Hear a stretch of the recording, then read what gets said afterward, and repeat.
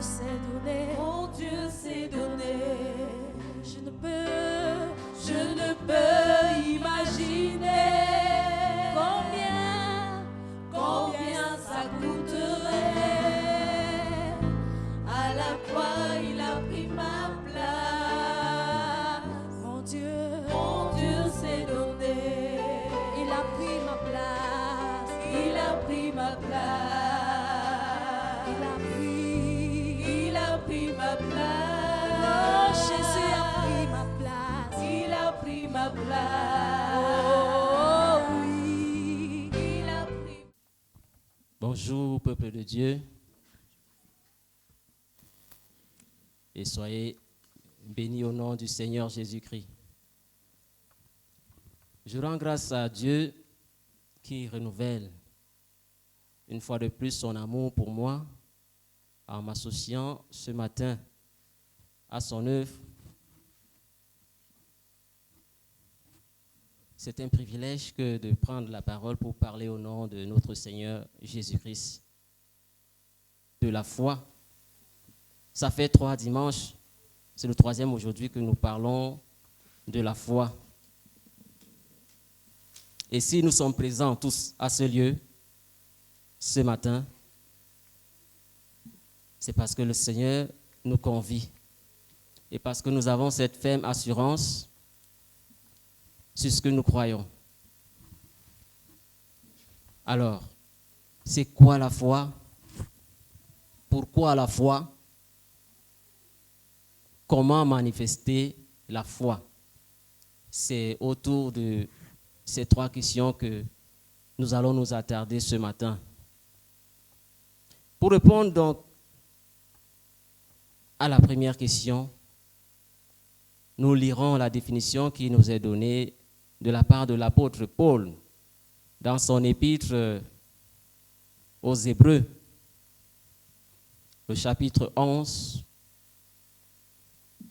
le tout premier verset. Hébreux chapitre 11, verset 1. L'apôtre Paul nous dit: Or, la foi est la ferme assurance des choses qu'on espère, une démonstration de celles qu'on ne voit pas. Telle est la définition que nous donne l'apôtre Paul de la foi. Après donc cette définition, l'apôtre Paul nous fait un long récit sur la foi. D'ailleurs, tout le chapitre 11 nous parle de la foi. Et si nous pouvons situer le contexte dans lequel il nous définit la foi, ce contexte se trouve au chapitre 10, où on se rend compte que le peuple hébreu, n'est-ce pas, face à la croyance de Christ qu'ils ne voyaient pas, ils préféraient, eux, à croire à un Dieu visible, à des choses concrètes, des choses qui se trouvaient dans leur temple, dans l'espérance d'un salut. Voilà pourquoi l'apôtre Paul nous dit que c'est la ferme assurance des choses qu'on espère, une démonstration de celles qu'on ne voit pas. Et si nous faisons, n'est-ce pas, un rapprochement avec ce que nous vivons ce jour, nous allons bien trop vite nous rendre compte que la définition de la foi que nous propose l'apôtre Paul est profondément pertinente pour notre époque. Car nous savons comment nous sommes enracinés dans le matérialisme, dans le visible. Et nous cherchons toujours à faire une comparaison, toujours à évaluer, à vouloir démontrer la foi de manière scientifique. Mais est-ce que la foi est matérialisable? Est-ce qu'il est possible de prouver la foi scientifiquement? Que ce soit que l'on réunisse toutes les épreuves archéologiques, que l'on réunisse, n'est-ce pas, tout ce qu'on peut observer. Cela ne permet pas de dire que nous avons la foi.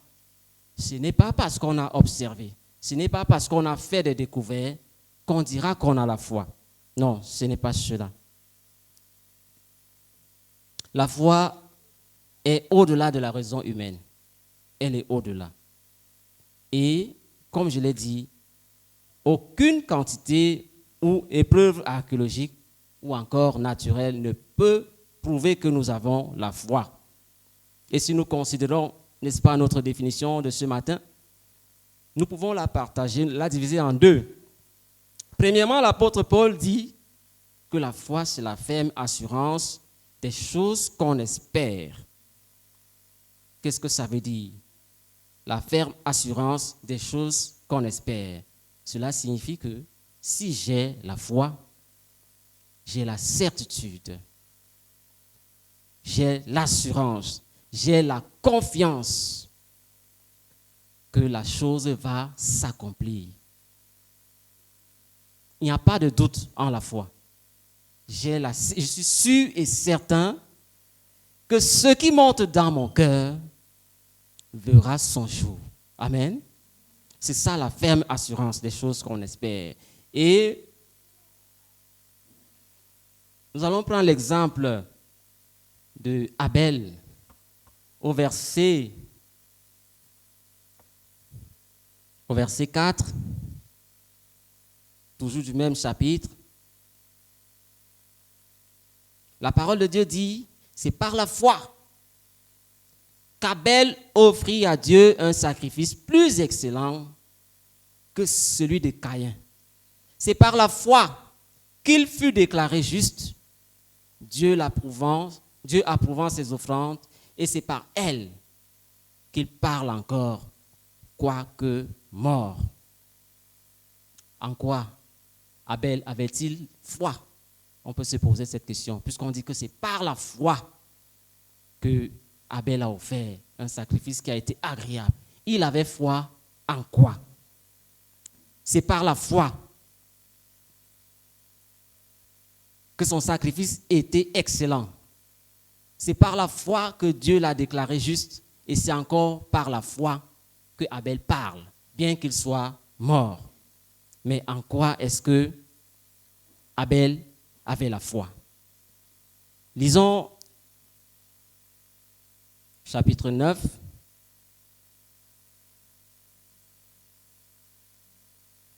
verset 22, chapitre 9.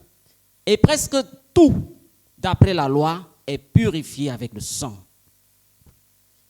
Et sans effusion de sang, il n'y a pas de pardon. Il n'y a pas de pardon.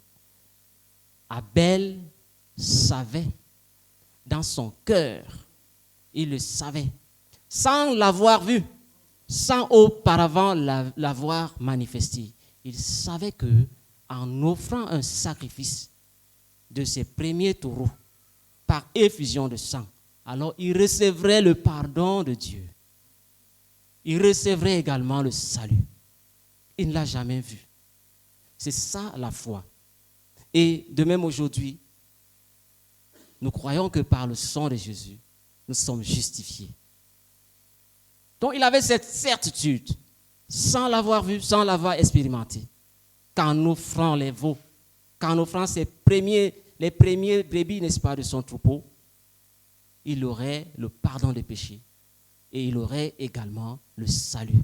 Alors il a mis sa confiance, il a cru, il a offert. Voilà qu'il a été déclaré juste par l'Éternel, notre Dieu. Ce n'est donc pas parce que Abel a vu quelque chose, encore moins parce qu'il a entendu, mais dans son cœur, il avait l'assurance que la chose était ainsi et il l'a tout simplement appliquée. La deuxième partie de la définition nous dit que la foi est une démonstration des choses qu'on ne voit pas. C'est une démonstration des choses que l'œil ne peut pas voir. Cela signifie que nos cinq sens ne peuvent pas percevoir la foi. On ne peut pas percevoir la foi avec nos cinq sens. C'est impossible. Parce que c'est une démonstration des choses que l'on ne voit pas. Si donc, après avoir vu un nuage se former quelque part, et que tu dises qu'il va pleuvoir et qu'il pleuve, ce n'est pas la foi. Ce n'est pas la foi. Puisque c'est une démonstration des choses que l'on ne voit pas. Amen. Donc, il y a parfois des gens qui disent qu'il va pleuvoir parce qu'il a vu les nuages et il pleut. On dit qu'il a la foi. Il n'a pas la foi. Il n'a pas la foi. Nous allons illustrer avec le cas d'Abraham au chapitre 11, verset 8. On dit que c'est par la foi qu'Abraham, lors de sa vocation, obéit et partit pour un lieu qu'il devait recevoir en héritage. Et qu'il partit sans savoir où il allait. Abraham a obéi sans savoir où il allait.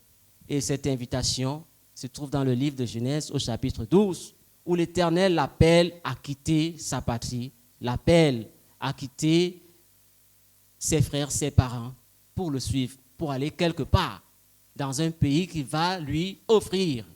Et il lui dit que je vais te bénir, ta postérité sera grande. Abraham est parti sans avoir vu le pays, sans connaître où est-ce que ce pays se trouve. Il s'est levé et il est parti.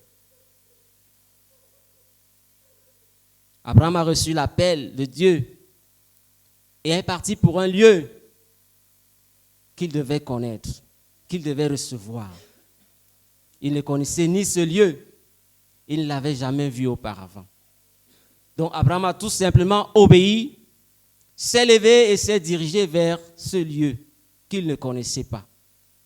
Et aujourd'hui, nous pouvons voir que Abraham est devenu une nation grande. Par la foi, il a obéi.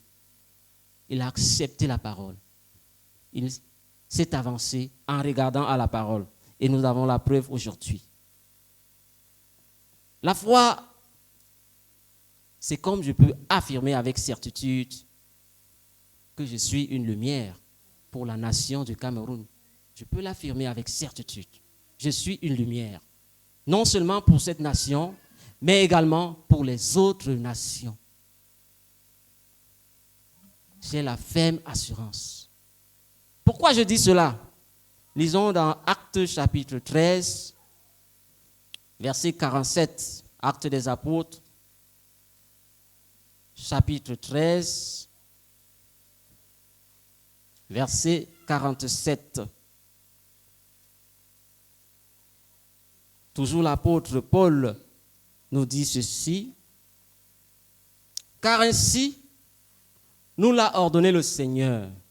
Je l'ai établi pour être la lumière des nations, pour porter le salut jusqu'aux extrémités de la terre. Quand je reçois cette parole, je sais qu'elle s'adresse à moi. Je m'appuie sur cette parole. Elle vient de l'Éternel et j'ai la certitude que moi, partout où je vais, je suis la lumière. Amen. C'est ça, avoir la foi.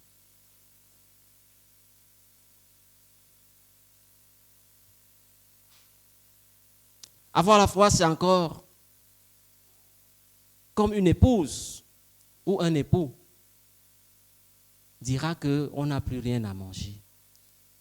Et que son épouse ou son époux rétorque, vous ne dormirez pas sans avoir mangé. Vous ne dormirez pas sans avoir mangé. Pourquoi? Parce que la parole a dit, il s'appuie sur la promesse de l'Éternel dans les Psaumes chapitre 23 verset 1. L'Éternel a dit, l'Éternel est mon berger, je ne manquerai de rien. Parce que l'Éternel a dit que je ne manquerai de rien, alors je sais que je dois manger. Amen. Je sais que je dois manger. Lorsqu'on me fera croire, ou alors lorsqu'on te fera croire que tu es malade, mais parce que tu sais que le Seigneur a dit, par mes maîtres sûrs, vous êtes guéris. Tu déclares que par les maîtres sûrs du Seigneur, je suis guéri. C'est après que tu verras l'accomplissement de cette parole dans ta vie. Amen. C'est ça la foi. La foi, elle s'appuie sur la parole de l'Éternel. Elle ne s'appuie pas sur des choses, elle s'appuie sur la parole de l'Éternel. Donc je n'ai aucune autre évidence de ce que je crois, si ce n'est que la parole. Je n'ai aucune évidence. Je crois d'abord, ensuite je vois la chose venir. C'est ça, la foi biblique. C'est de ça qu'il s'agit. Mais il peut arriver qu'en exerçant notre foi dans les promesses de Dieu, nous faisons face aux circonstances qui nous poussent à douter. Cela peut arriver. N'est-ce pas parce que nos circonstances semblent ne pas changer? On se rappelle du cas d'Abraham dans l'histoire. Abraham a de temps en temps douté. Ça n'a pas été du jour au lendemain, n'est-ce pas, qu'il a été déclaré père de la foi. La séparation avec sa famille n'a pas été aisée. Et même Abraham est allé jusqu'à mentir. Il est allé jusqu'à mentir sur son épouse Sarah, disant que ce n'est pas sa femme. Donc il y a eu des moments où c'était difficile. Mais il a persévéré. Il a persévéré. Pourquoi? Parce que Abraham ne s'était pas encore totalement confié à l'Éternel. Voilà pourquoi il a fallu du temps. Il a fallu du temps. Donc Dieu prendra son temps. Il prendra son temps aussi longtemps que tu vas douter de lui. Aussi longtemps que tu ne mettras pas ta confiance en lui. Il prendra son temps. Comme il a pris le temps avec Abraham. Abraham a traîné parce qu'il fallait qu'il se sépare. Dieu lui a dit, quitte ton pays. Il a pris avec lui, nous le savons, son neveu. Et après, il fallait qu'il mette sa confiance en Dieu. Il doutait encore, au point où il a menti parce qu'il avait peur de mourir. Abraham doutait encore. Il n'avait pas encore la foi. Voilà pourquoi ça a mis du temps, afin que les choses s'accomplissent. Et donc, dans de pareilles circonstances, il est conseillé pour nous de résister. Nous devons résister contre le doute, de rester convaincus dans notre cœur que Dieu garde toujours sa parole. Dieu ne ment jamais. C'est ça qui est la vérité. Même si tu ne vois pas la chose venir, mets ta confiance en l'Éternel parce qu'il ne ment jamais. Amen. Notre Dieu est fidèle. Et il nous dit ce matin que si nous n'avons pas la foi en sa parole, nous ne pouvons pas lui être agréables. Il te dit ce matin, il me dit ce matin, si tu n'as pas la foi en lui, tu ne peux pas lui être agréable. Que ce soit Abel, que ce soit Noé, Abraham, Isaac, Jacob, Joseph, Moïse, tous ces noms-là, et j'en passe, tous avaient la foi en l'Éternel. Voilà pourquoi Dieu les a déclarés justes, parce qu'il les a trouvés agréables à ses yeux. Si nous n'avons pas la foi, nous ne pouvons pas être agréables à Dieu. Il dit dans Hébreux chapitre 10, que je voulais lire tout à l'heure, verset 38, « Et mon juste vivra par la foi. » Mais, chapitre 11, verset 38, « Mais s'il se retire, mon âme ne prend pas plaisir de lui. Si tu te retires, l'âme de l'Éternel ne prendra plus plaisir de toi. » Du moment où tu as accepté le Seigneur, chaque jour, il te dira, fais ceci. C'est à toi d'obéir. Parce que si tu n'obéis pas, il dit ce matin, son âme ne prend pas plaisir de toi. Il y a des personnes à qui Dieu a dit, toi tu es mon serviteur. Il y a des personnes là, mais elles doutent, elles refusent en disant, est-ce que ça peut être moi? Le Seigneur ne regarde pas à ça. Il ne regarde pas à ton passé. Ton passé est passé. Il ne regarde pas à cela. Nous qui sommes ici devant, nous sommes passés dans ce désert. Nous sommes passés en Égypte. Moi, j'étais en Égypte. Mais le Seigneur m'a relevé. Et il est en train de te relever. Il est en train de t'appeler. Tu ne dois pas douter. Tu ne dois pas résister à l'appel de Dieu. Tu ne dois pas douter à son appel. Amen. Il a d'ailleurs dit que avant que je t'eusse formé, avant que tu fusses sorti du sein de ta mère, il te connaissait. Et il t'a établi. Il t'a établi déjà. Donc tous ici, le Seigneur vous a établi quelque part. Il vous a établi quelque part. Sachez-le.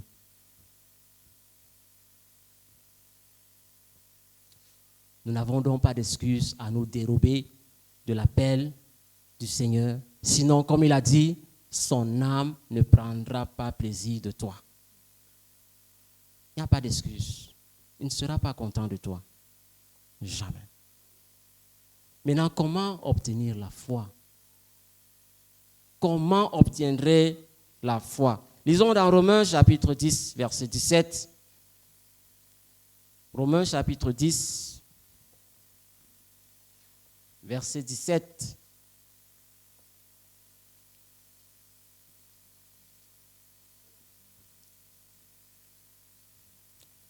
La parole nous dit, ainsi la foi vient de ce qu'on entend, et ce qu'on entend vient de la parole de Christ. La foi vient de quoi? De ce qu'on entend. La foi vient de la parole.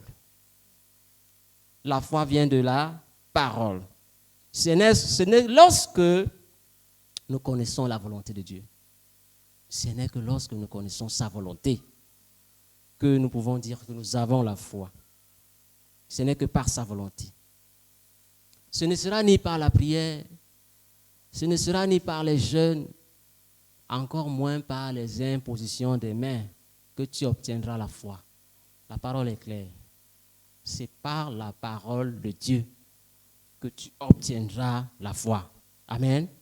Donc, quel que soit l'archibishop qui va venir poser sa main sur toi, si tu ne lis pas, si tu n'écoutes pas, tu n'auras pas la foi. Tu n'auras pas la foi.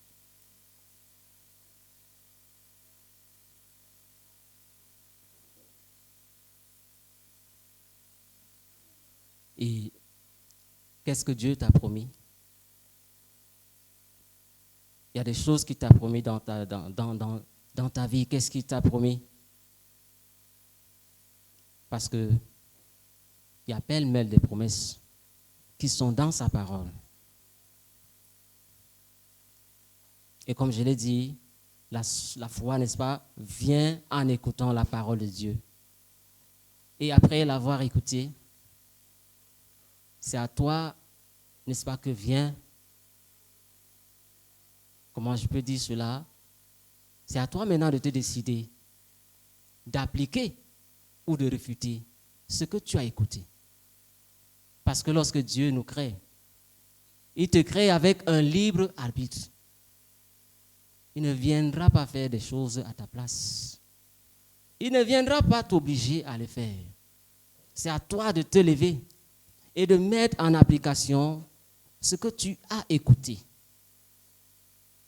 Il y a des choses que tu verras dans ta vie parce que tu auras mis ta foi en confiance. Parce que tu vas te lever. C'est alors que tu verras ces choses s'accomplir. Amen. Et nous, en tant que chrétiens, nous devons savoir que notre foi tire son origine de l'existence de Dieu. C'est parce que nous savons que Dieu existe et que nous avons la foi. C'est parce qu'on sait que Dieu existe.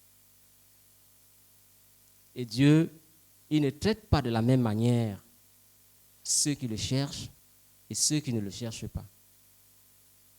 Il ne les traite pas de la même manière. Ceux qui cherchent l'Éternel et ceux qui ne le cherchent pas. Nous sommes appelés à chercher l'Éternel. Amen.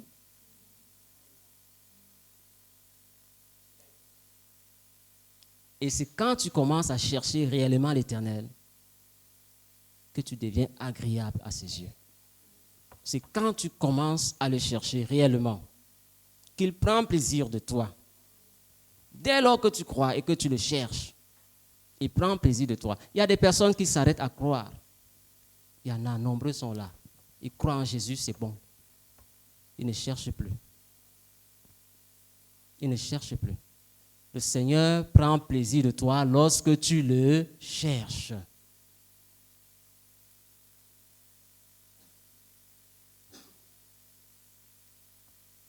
Et si tu es de ceux qui ne cherchent pas l'Éternel, sois donc sûr que tu n'es pas agréable à lui. Tu n'es pas agréable à lui. Et c'est quoi chercher l'Éternel? Qu'est-ce que cela implique? Chercher l'Éternel. Ce matin, je vais donner 3 choses. La première, c'est apprendre sa volonté. Apprendre sa volonté. Tu es donc obligé d'avoir ta Bible. Parce que c'est de là qu'on tire sa volonté. Nulle part. C'est dans la Bible. Apprends sa volonté. Une fois que tu as appris sa volonté, tu dois obéir. C'est la deuxième des choses. Tu dois obéir à ce que tu as vu, à ce que tu as lu, à ce que tu as écouté. Tu dois obéir. Et la troisième chose, tu dois avoir confiance aux promesses qui sont écrites. Amen. Tu dois totalement avoir confiance aux promesses de l'Éternel. C'est alors que tu verras la chose s'accomplir dans ta vie. C'est comme ça que la foi marche. Elle ne doute pas. On ne doute pas. Ça doit être notre vie. Ça doit être notre quotidien. Ces 3 éléments-là. Notre quotidien. Avant de sortir de chez moi, la parole, ce que j'ai écouté, je la mets en pratique. S'il y a une promesse, j'ai confiance en cette promesse dans ma vie. Faites cela. Faites cela et vous verrez. Vous témoignerez.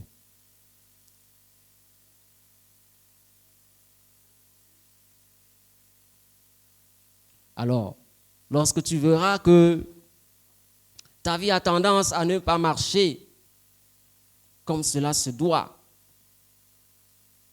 et que tu te rappelles de la promesse selon laquelle Christ a dit qu'il est venu donner la vie en abondance. C'est lui qui l'a dit. Mais tu la lui rappelles. Père, voici ce que tu as dit.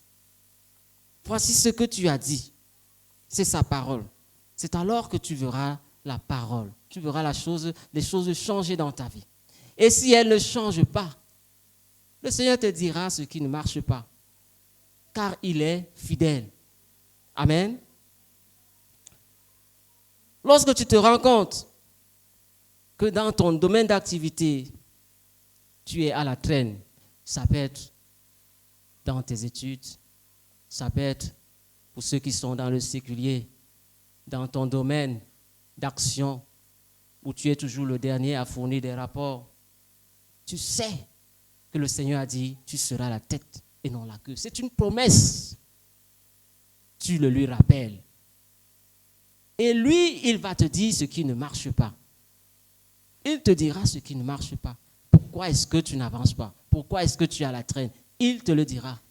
Sois-en sûr. Parce qu'il dit qu'il n'est pas un homme pour mentir. Amen. Et lorsque les difficultés vont persister sur le chemin de ta destinée, comme ce fut le cas d'Abraham, parce qu'Abraham a eu des difficultés. Il a eu d'énormes difficultés.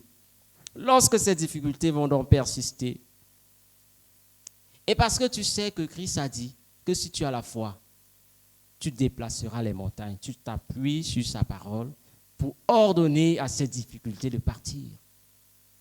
Tu parles parce que la parole le dit. Et ces difficultés vont partir. Elles vont partir. Peu importe le temps que ça va prendre. Ça peut prendre du temps. Mais nous sommes appelés à persévérer. Nous sommes appelés tous à persévérer. La chose peut se passer instantanément ou alors ça mettra le temps que ça va mettre, selon la volonté du Père. Ce qu'il te dit ce matin, c'est persévère en t'appuyant sur sa parole. Parce que sa parole, elle est infaillible. Alors, pour être agréable à Dieu, nous devons demeurer dans sa présence, marcher selon sa parole et avoir une confiance totale en ses promesses. Avoir une confiance totale en ses promesses. C'est alors que ta foi va grandir au jour le jour. Au jour le jour. Rassurez-vous, Christ sait tout. Jamais il ne te décevra. Jamais celui qui vient à lui ne peut être déçu. Car il a dit, rien ne l'est impossible. Ayez la foi en sa parole. Et au quotidien, il va se révéler à vous. Au quotidien, si tu as la foi en sa parole, il va se révéler à toi. Tous les jours, sans exception. Amen.